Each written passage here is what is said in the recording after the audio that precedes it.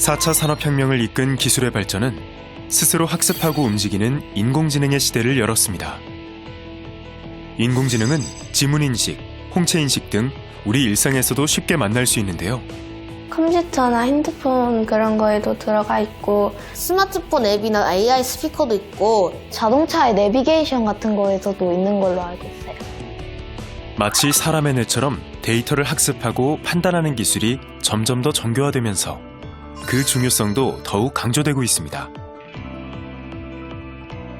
이에 교육부는 인공지능 교육을 정규교과에 편성하겠다고 밝혔는데요. 학교 현장으로 들어온 인공지능. 학생들은 인공지능을 직접 접하며 원리를 이해하고 미래 시대를 이끌어갈 인재로서 역량을 키워나가게 되는데요. 저에게 인공지능은 제 생각의 하나 도구라고 표현을 생각을 해요.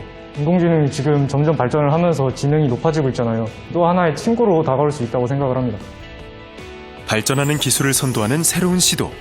인공지능 교육이 앞으로 나아갈 방향을 미래교육 플러스에서 알아봅니다.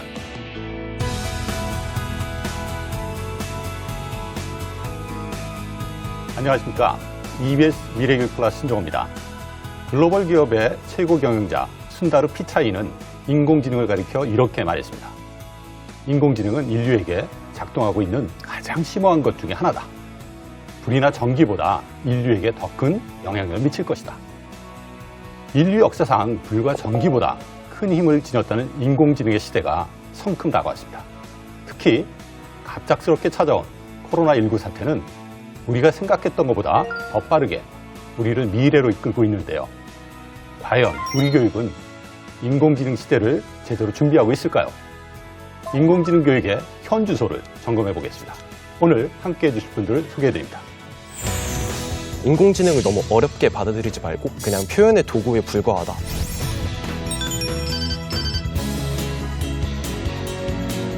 인공지능이라는 게 교육 시스템 전반에 영향을 미치게 될 것 같습니다.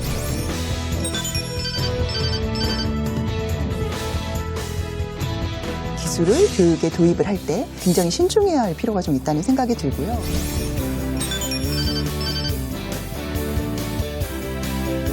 개발에 맞추는 교육을 실제 실현화시키는 그런 하나의 방법이 아닐까.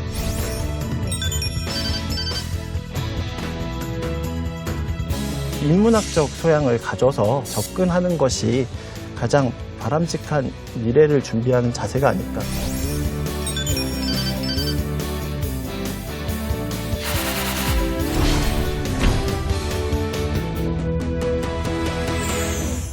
코로나19가 장기화되면서 나타난 큰 사회적 문제 중에 하나가 사람을 못 만나는다는 거. 맞아요. 그렇죠. 우리 학생들은 더 큰 문제가 친구들을 못 만나면 이 사회성 발달을 해야 되는데 거기에 좀 어려움이 있을 수도 있어요. 특히 어린 학생들의 경우에. 맞아요. 뭐 어린 학생뿐만 아니라 좀 그 중고등학생들도 거의 집에만 있다시피 하니까 아우 너무 힘들어 하더라고요. 그렇죠. 근데 모두가 힘들었어. 우리 세대하고는 좀 다르게 네. 아이들이 집에 있으면서 새롭게 친구를 사귄대요. 집에 있으면서 혼자 사귄다? 글쎄 뭐 강아지? 반려동물. 네. 그럴 수도 있죠. 근데 요새 세대는 좀 달라요. 인공지능, 디지털 시대. 요거 한번 착안해 보세요.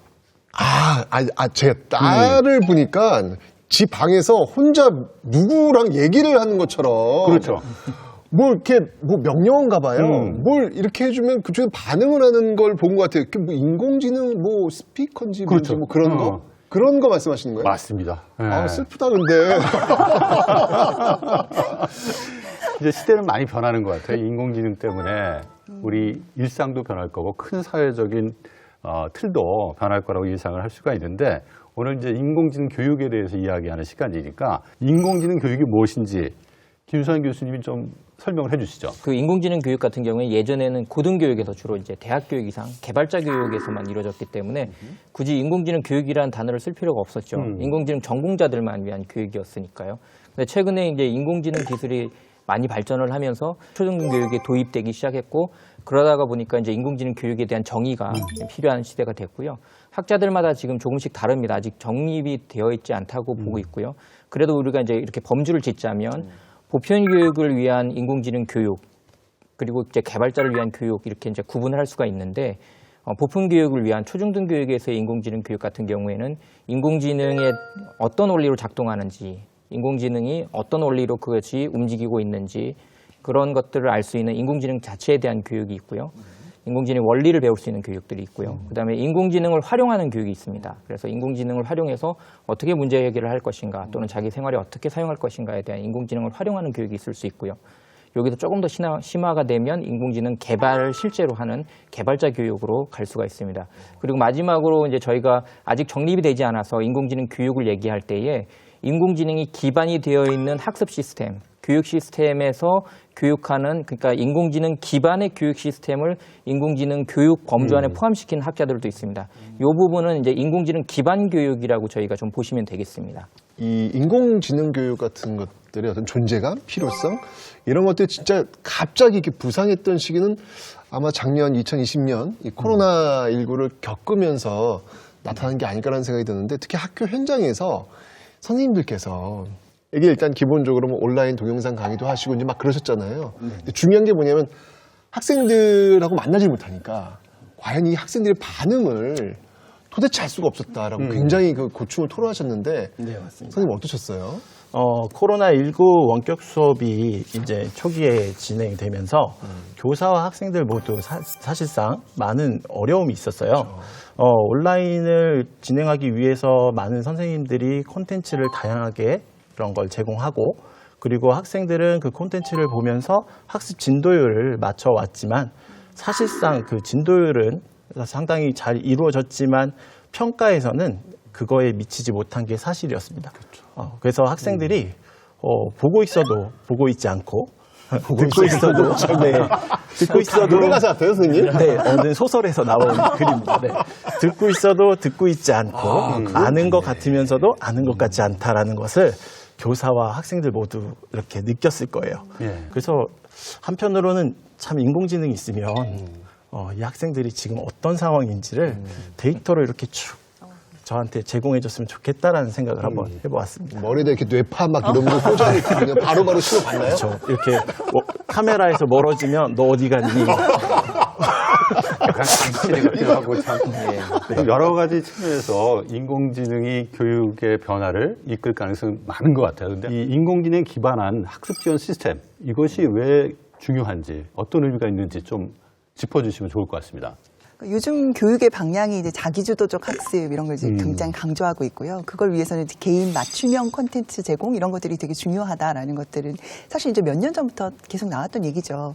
근데 이제 정보기술 발달했던 정보사회에서는 우리가 조건들을 이렇게 자기가 선택을 해서 사용자가 조건을 입력을 하면 거기에 맞는 콘텐츠가 나오는 그런 식으로 운영이 됐습니다. 그럼 예를 들어서 중학교 3학년 남자 운동 그러면 중학교 3학년 남자아이들이 좋아하는 운동을 통계적으로 좀 많이 좋아하는 거를 보여주는 식으로 가는 거죠. 근데 사실 중학교 3학년 남자아이들이 좋아하는 운동이 얼마나 다양할 거고 그 개인이 갖고 있는 특성이 다 다르잖아요. 그래서 여기에 만약에 이제 인공지능 기술이 도입이 된다면 정말 그 아이 개인한테 딱 맞는, 그러니까 나도 모르는 나에게 필요한 것, 나도 모르는 나를 인공지능이 알아서 분석해서 그 아이한테 맞춤형으로 학습 코스를 제공해 줄 수 있는 것이죠. 교육계 이제 교육을 연구하는 사람으로서 항상 저희의 이슈는 이 정말 좋은 표현, 개인화, 맞춤형 교육을 어떻게 학생들한테 제공할까를 항상 고민하고 있는데, AI 이전의 시대에서는 그거를 교사의 더 추가적인 노력, 혹은 뭐 어떤 플래너를 만들어 준다든지 여러 가지 노력이 있었겠지만, 이전 인공지능이 옴으로써 이것들이 좀 최소의 노력으로 최대의 효과를 낼 수가 있게 돼버린 거죠. 왜냐하면 말씀 주신 것처럼 학습자들의 수준에 맞춰서 맞춤형 콘텐츠가 제공되고, 그러니까 만약에 이제 우리 코로나로 인하여 학습 격차가 발생했다고 말씀 주셨는데, 그 친구들이 학교에 모두 왔을 때 선생님은 각 학습 격차가 다 다를 텐데 똑같은 내용을 전달할 수가 없지 않습니까? 같은 교실에서. 하지만 그런 상황에서 인공지능이 너는 이쪽 부분이 부족하니 이 부분은 집에 가서 또 한 번 더 공부를 해. 그리고 그 수준에 맞는 평가 문항을 제공할 수도 있고, 그리고 코로나 상황에서도 집에서 선생님한테 내가 이걸 묻고 싶은데 나는 지금 밤 10시에 공부를 하고 있어. 어떻게 묻지? 이런 상황에서도 뭐 챗봇 시스템을 통해서 피드백을 주고받을 수도 있고. 그래서 정말 인공지능은 우리가 항상 꿈꾸던 교육인 개발한 맞춤형 교육을 실제 실현화시키는 그런 하나의 방법이 아닐까 생각하고 있습니다. 혹시 학교에서 이런 인공지능 시스템 지금 들어보니까 너무 좋은데 이런 거 써본 적은 없지 않나요? 나는 너무 멀리 있는 느낌이 드는데 어때요? 저는 개인 공부를 하면서 기출 문제를 분석할 때 인공지능을 한번 사용해 본 기억이 있습니다. 그런 게 있어요? 네. 기출 분석이 평가원의 눈이라고 할 만큼 되게 중요한 건 모든 수험생이 알고 있죠. 그렇죠. 하지만 기출 문제는 너무 많고 그리고 이런 기출 문제를 제 학습 계획에 맞게 분류하는 건 정말 어려움이 있습니다. 그래서 이랬을 때 제가 EBS 온라인 클래스를 듣다가 EBS의 인공지능인 단추를 한번 접하게 되었는데요. 저의 학습 계획과 그리고 제 수준에 맞게 선별 문제를 해줘서 그래서 추천 연계 문제를 제공해주는 그런 인공지능이었습니다. 가장 좋았던 건 인공지능 기술이 모두에게 오픈되어 있어서 비싼 돈 들이지 않고도 질 좋은 평가원의 문제를 제공받아 코로나로 인한 학습 격차를 줄이는 데에도 큰 도움이 될 것 같았습니다. EBS에 그런 게 있었어요? 아니, 그 모르셨어요. 가만있어 봐. 내가 제가 알고 있는데. 가르치기만 했지. 내가, 진짜요? 가르치는 입장에서는 저같이, 그냥 가르치기만 하지, 뭐 이게 가르치는 입장에서 별로 활용되는 측면은 없을 것 같은데 어때요, 선생님? 인공지능의 가장 큰 장점은 아무리 봐도 그 데이터를 수집하고 그걸 분석해서 정말 적당한 그걸 예측해서 필요한 요소에 그거를 우리가 응용할 수 있다는 거잖아요. 비대면 수업할 때 그 수업의 행동이나 이러한 패턴들을 이렇게 분석을 해서 저희한테 이렇게 알려준다면 아마 선생님들 입장에서도 그 학생에 대한 피드백이나 혹은 평가나 상담을 할 때도 상당히 좋은 데이터가 될 것 같습니다. 사실 그 단추도 어떻게 보면 인공지능에 기반한 그 학습 지원 시스템인데 좀 이런 학습 지원 시스템이 뭐가 있는지 좀 소개를 해주면 좋을 것 같거든요. 대표적인 게 하나 있어요. 여기 EBS에 오시면 예. 그 AI 펭수라는 게 있어요. 제가 갔다 왔잖아요. 저도 입구에서 본 것 같습니다. 보셨죠? 네네네. 거기서 영어 이렇게 가르쳐줘요. 펭수가 AI 역할을 하면서 이거 아주 신묘하더라고요. 이거 보면서 이 영어를 이렇게 하는구나라는 생각이 드는데 어떻게 영호님 이렇게 인공지능 기술을 이렇게 교수 학습을 지원하는 그런 수단으로 활용하면 어떤 장점이 있을까요? 일단 제가 딱 봤을 때 애들은 굉장한 호기심 이런 네. 재미는 분명히 있을 것 같아요. 그렇죠. 네. 코로나 상황에서 온라인 수업 상에서 교사 실제감을 많이 이야기하고 있습니다. 우리 선생님이 내 옆에 없는 거죠. 그런데 나는 어떤 교육은 진행하고 있는데, 그러니까 심리적 고립감도 느끼고 하는데 우리 AI는 나에게 마치 트위터처럼 선생님처럼 옆에서 말을 걸어주는 거죠. 그렇기 때문에 이런 학습을 도와준다는 것 이상으로 하나의 우리 아까 영상에도 있었는데 친구 같은 또 사람이 될 수도 있는 거죠. 우리가 지금까지 이야기한 것은 약간의 학생 측면이었다면 이제 교사 측면에서 한번 바라본다면 기존의 선생님들이 시간 소모가 많이 났던 활동들, 채점, 그리고 이 학생이 학습 패턴이 어떠지 하면 한 번씩 다 일일이 문서를 봐야 했던 것들을 이 인공지능이 자기가 계산을 해서 이 학생은 몇 시간대에 공부를 참 열심히 하는 것 같아요 라는 그런 데이터를 주면 그러니까 교사는 다른 외적 그런 채점 활동의 시간을 안 쓰고 수업 기획이랑 학생들한테 정서 관리 이런 데 이제 좀 더 수업을 더 좋은 수업의 질을 위한 시간에 에너지를 쓸 수가 있다는 거죠. 그래서 결국은 교사분들에게는 효율성 측면에서 다른 외적 활동의 시간을 줄여주는 그런 또 하나의 장점이 있지 않을까 저는 생각합니다. 이런 인공지능을 활용한 그 교육이 갖는 의미가 이 학습 지원도 중요하지만 그 이상의 의미도 또 있을 것 같아요. 어떤 그 기능, 의미가 좀 있을까요? 제가 생각하기로는 그 인공지능이라는 게 어쨌든 그 자율적으로 뭔가를 판단해주고 어떤 역할을 해주는 그런 이제 보조 역할을 해줄 수 있게 되잖아요. 그러면 교육 시스템 전반에 영향을 미치게 될 것 같습니다. 교육에 예전에는 지식 전달을 중심으로 뭔가 그런 행위들을 더 중요시 여겼다면 이제는 블룸이 얘기했듯이 이해와 기억 부분은 완전 학습을 이제 AI 튜터나 AI 쪽에다가 이제 인공지능 쪽에다가 우리가 맡겨주고 교사들은 오히려 이제 학생들과의 상호작용 그리고 고차원적인 분석력이라든지 평가력이라든지 창작 같은 고차원적인 사고력을 증진시키는 데 이제 포커스가 맞춰지겠죠. 그리고 더 나아가서는 이제 교육의 행정적인 부분들도 사실은 우리나라에서는 이제 선생님들이 담당하고 계시잖아요. 사실 그 부분도 굉장히 많은 리스크가 있는데 그런 부분들도 인공지능이 도입이 되면 자동화되는 어떤 행정 시스템이 만들어져서 집계라든지 이런 것들은 그냥 자율적으로 이루어질 수가 있는 그런 현상들이 벌어지겠죠. 그래서 제가 생각할 때는 교육 시스템 전반의 변화를 꾀하는 또는 개혁을 이끄는 어떤 단초가 되지 않을까라는 생각을 하고 있습니다.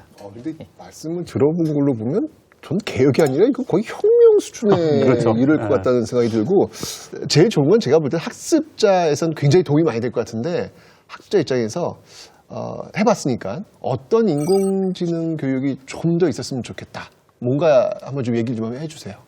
저는 수업이 끝나면 교과 선생님께 질문을 드려서 궁금증을 해결하곤 했는데요. 작년엔 예상치 못한 열심히 질문하면서 공부했었죠. 그래서 작년엔 예상치 못한 온라인 클래스로 인해서 선생님과 소통이 어려움이 있었어요. 그리고 오프라인 기간에 가더라고 하더라도 선생님께 온라인 기간 때 밀린 질문을 하다 보면 시간이 다 가기도 했었고요. 이런 상황에서 학습을 보조해주는 질문 대답형 인공지능 챗봇 시스템이 도입된다면 제 질문을 바탕으로 챗봇이 신뢰성 높은 정보를 선별해 제시해 주어 언제 어디서든 지적 호기심 해소에 도움이 될 것이라 생각합니다. 이 인공지능 활용하게 된 교육 생태계가 완전히 변화될 것 같아요. 성연구위원님, 어떻게 좀 변화될지 예상할 수 있을까요? 미래를 좀 예측해 볼 필요가 있는데. 근데 인공지능 기술이 교육에 도입이 된다는 게 좋은 점도 많지만 사실 또 우려되는 점들도 좀 있습니다. 그래서 인공지능의 여러 기능 중에 요즘 가장 화두가 되는 것 중에 하나가 이제 예측하는 기술인데요.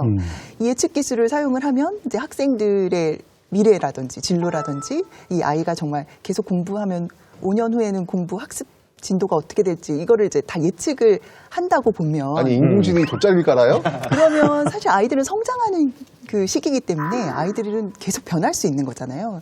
근데 그 기존의 데이터만 가지고 인공지능이 얘를 판단해 버린다면 그건 굉장히 위험할 수도 있을 것 같습니다. 그래서 인공지능 기술을 교육에 도입을 할 때 특히 이제 교수자들을 도와주는 그런 그 기술을 도입을 할 때는 굉장히 신중해야 할 필요가 좀 있다는 생각이 들고요. 그리고 이제 기존의 학습이 좀 지식을 습득하는 중심으로 많이 이루어졌다면 인공지능 시대를 대비하는 그 교육은 이제 데이터들이 막 분석돼서 나한테 올 거잖아요. 그 많은 정보들을 내가 어떤 것이 올바른 것이고 어떤 것이 나에게 적합한 것인지를 선택하고 판단할 수 있는 능력을 기르는 중심으로 교육이 가지 않을까 하는 생각을 해봅니다. 저희가 지금까지 이제 인공지능을 교수 활동이나 학습 활동에 어떻게 활용할 것이냐, 즉 인공지능 기반 교육에 대해서 얘기를 좀 했는데 앞으로 저 시대 변화를 보면 우리 학생들이 나가서 사회 활동을 하게 되면 이 인공지능 기술에 대해서도 좀 알고 있어야 되잖아요. 이 인공지능 기술에 대한 교육, 이게 지금 어떻게 진행되고 있는지, 왜 필요한지 이게 좀 궁금하거든요. 김 교수님. 이제 교육을 바라볼 때에 두 가지 차원을 보는데요. 하나는 그 아이의 본연의 개인의 성장, 그런 이제 어떤 내적 성장, 알매 기쁨, 이게 이제 교육의 가장 기본적인 어떤 근본적인 목표라고 생각하고요. 그러니까 배움의 자세를 길러주는 거죠. 그다음에 또 한 가지는 그 아이들이 배운 것이 자기의 미래 이제 진로와 직업으로 연결되는 그런 이제 교육을 꿈꾸고 있는데요. 인공지능 교육도 마찬가지 차원에서 바라본다면 이제 어쩔 수 없이 인공지능 시대가 온다는 건 다 누구나 동의를 하잖아요. 그 동의를 한다고 한다면 인공지능 사회에서 살아갈 수 있는 아이들의 시민성을 길러주는 교육, 보편교육, 인공지능이 무엇인지, 무엇을 할 수 있는지, 그리고 인공지능을 통해서 나는 어떤 문제를 해결할 수 있고 내 삶의 여러 가지 현상들에서 그것을 어떻게 활용할 수 있는지에 대한 교육이 이루어져야 되는 게 보편교육에서 이루어져야 되는 거고요. 그러려면 기본적으로 이제 저는 기본적으로 리터러시 교육부터 플루언시 교육까지 좀 갔으면 좋겠어요. 이게 이제 국어가 단순히 읽고 뭐 우리가 쓰기만 하는 것이 아니라 문학 작품도 만들고 하는 것처럼 이게 인공지능을 통해서 자기 아이디어를 표현하고 문제를 해결하는데 적용할 수 있는 정도까지 교육을 보편교육에서 해줬으면 좋겠고요. 근데 이건 누구나 다 필요한 교육이죠. 근데 조금 더 나아가면 진로직업 교육에서는 아이들이 인공지능 기술들이나 이런 것들을 자기가 체험을 해보고 원리를 알아보니까 나중에 나 이쪽으로 진로를 선택하고 싶어 하는 아이들이 생길 거란 말이죠. 근데 이 포션이 점점 넓어지고 있습니다. 아시는 것처럼. 여러 이제 보고서들을 보게 되면 뭐 70%, 80% 이상이 인공지능 기술이 산업사회에 이용될 것이다라고 얘기를 하고 있기 때문에 직업의 선택권에서도 아이들이 이것을 배우지 않으면 자기 진로를 선택할 때에 인공지능 기술이 안 쓰인 곳이 없기 때문에 그렇죠. 선택의 범위가 좁아지는 거죠. 그러니까 제 생각은 그래서 인공지능 교육이라는 것은 보편교육 차원에서도 반드시 필요하고 진로 직업 교육에서도 반드시 필요하기 때문에 격차 없이 공교육에서 해줘야 된다라는 생각을 갖고 있습니다. 제가 10년 전에 연구를 할 때는 학습 플래너를 종이 기반으로 만들었습니다. 이제 학생들의 자기조절 학습을 촉진시키기 위해서 했는데 저도 이제 10년 동안 연구를 하다 보니까 이제는 내가 연구를 할 때 인공지능을 뗄 수가 없구나.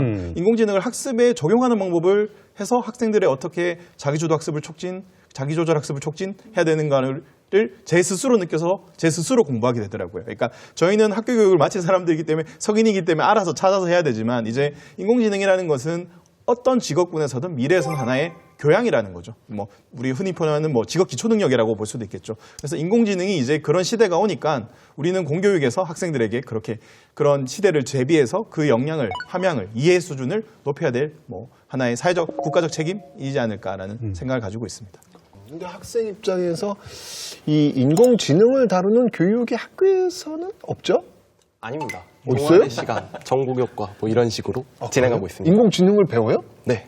1학년 때는 저희가 정보교과를 통해서, 2학년 때는 진로교과를 통해서 인공지능을 접하고 있습니다. 진로교과를 통해서? 네, 말씀드리자면요. 정보교과에서는 먼저 인공지능을 위한 기초 코딩을 배우고 말씀드린 진로교과에서는 이미지 인식부터 자율주행까지 다양한 형태의 인공지능을 접한 뒤 이후에 동아리 시간과도 연계해서 학생들이 직접 주제를 선정해 안면인식 휠체어나 수화 번역기 등 이런 인공지능 프로젝트도 진행해 본 것이죠.